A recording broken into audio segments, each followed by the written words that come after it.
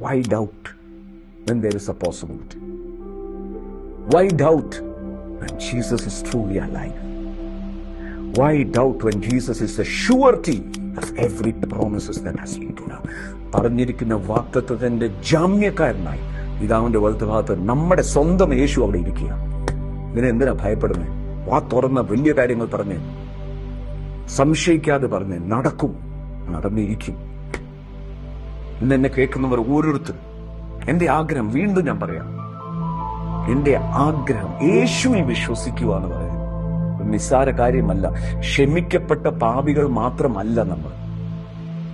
ക്രൈസ്തവ മതത്തിന്റെ ഭാഗമല്ല നമ്മൾ.